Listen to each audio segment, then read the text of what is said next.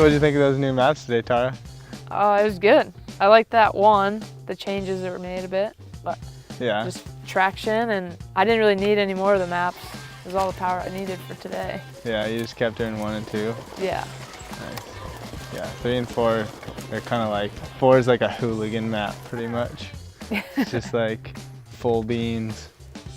What's the difference between the Redshift MX bike, the maps, and these maps? Because you said they were different. Yeah, they are different. They're pretty subtle differences actually in reality, but like this has a little bit different engine braking simulation going on because you do take this on the road more. The MX bike has maps that are kind of designed to either help you run a full moto or give you that overcharged feeling or give you like a really nasty condition or beginner map feeling, whereas this bike is set up just with a different function in mind, right? It's like you've got street functionality and you've got trail functionality and you've got really extreme condition functionality, so you get minor differences that, you know, make a pretty good sized impact overall over the course of some riding. I feel like I could see myself using map 1 like 100% of the time when I'm on the trails, and then maybe using a higher map for the road. Yeah, I mean, I know for me, I was in map 1 almost the entire day, and then I would use 2 on some of the faster fire roads and stuff, or like some of the long open single track.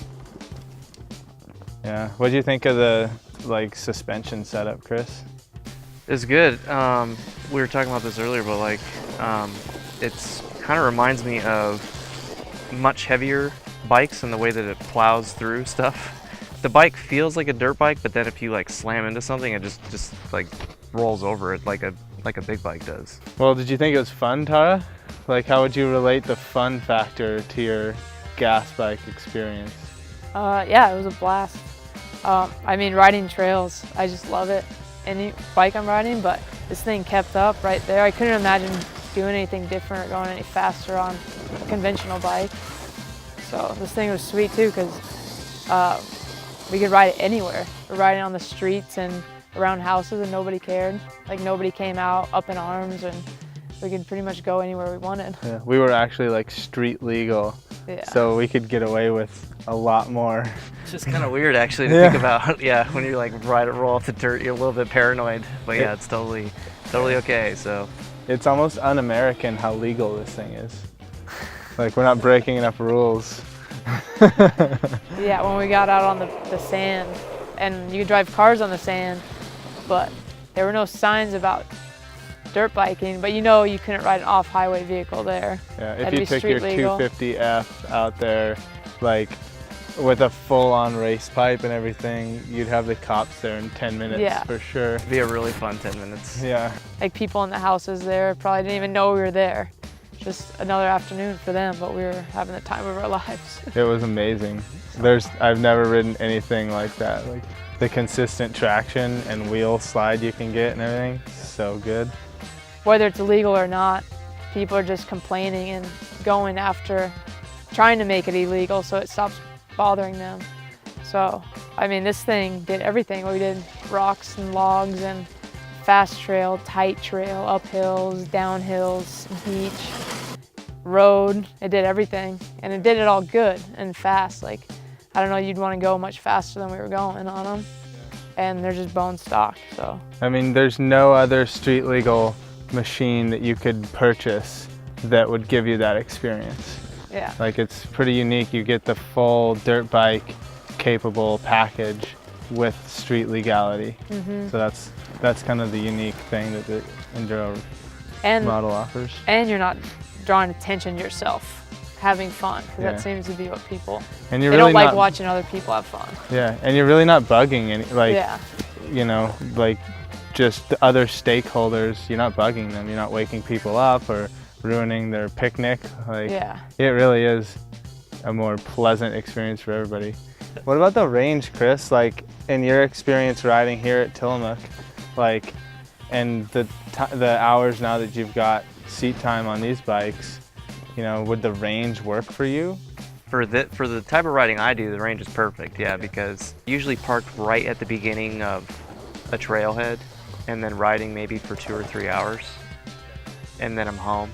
So I don't even think I'd be able to kill the battery in that amount of time. I think I'd still have stuff left. Yeah, so you could almost like see somebody riding in and then riding trails for an hour or two and then riding home. Totally, yeah, easy. Yeah, if you're probably within like 20 minutes or so, 30 minutes, depending on how fast you're going, I could totally see that working. And what do you think about riding without sound? I mean, just trail riding in the absence of extremely loud, you know, 4-stroke or something, or being able to ride without earplugs and stuff. How did that affect your experience?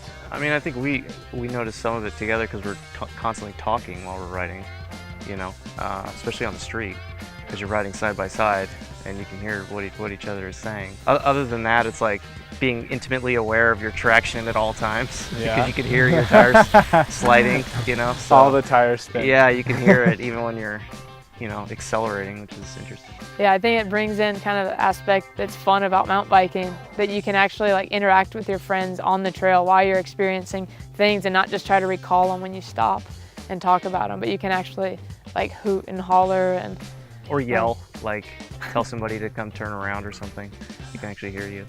Yeah. For me, the bike's lack of loud engine noise combined with its pretty nimble and effortless cornering and handling really does kind of start to bridge that gap of like taking the cool, fun things about mountain biking and then giving you also the whole other experience of having like dirt bike power.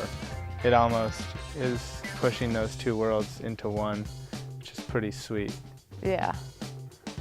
It was fun. For me, the lack of sound didn't really, like I didn't notice it because I do a lot of mountain biking. So for me, it kind of was just a seamless like blend, transition between one bike to the other.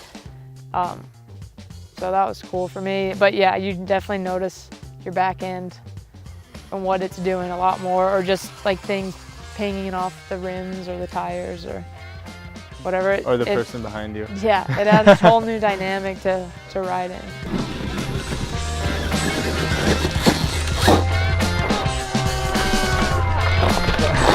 That one was nice. That was a good one. Good job.